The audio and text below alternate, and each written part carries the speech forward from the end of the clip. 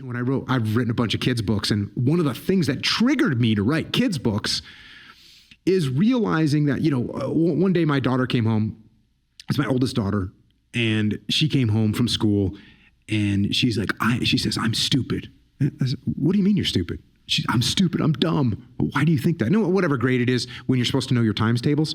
"I don't know my times tables." I said, well, how much have you studied?"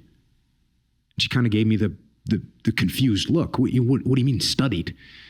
I said, "Have you studied yet? Have you made flashcards to learn them?" And she didn't. She hadn't. She thought she should just know them. From, the teacher went over what they are, now she should know them, like some other kids in the class did. And so I'm sitting there going, "Oh yeah, cool. We'll just, we'll make some flashcards." And she made flashcards, and she learned her times tables in 45 minutes, and we were good. But what struck me was, to me, I was like, oh, no big deal. To her, it was her whole life.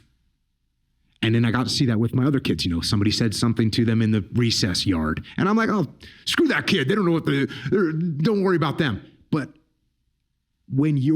that's their whole world. And that, unfortunately, doesn't only apply to kids.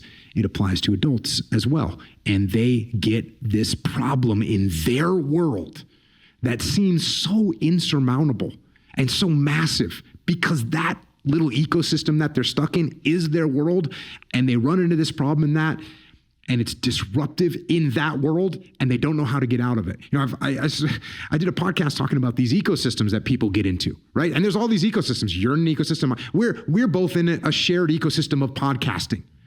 And we could be like, oh my gosh, Lex just came out with a new podcast and it's been the biggest success. And what can I do to catch up with Lex? And all of a sudden I could get really bothered. You could get really bothered. We could be bothered by that and think, man, I'm a failure.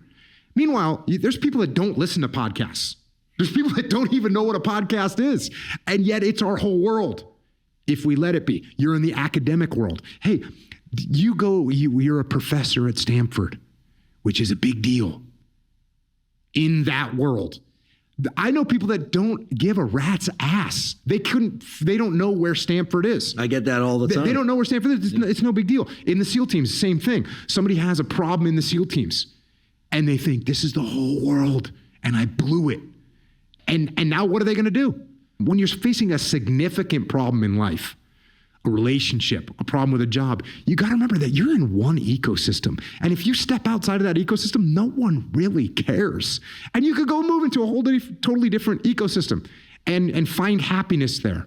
But at least utilize that to get out of that storm cloud that you're in.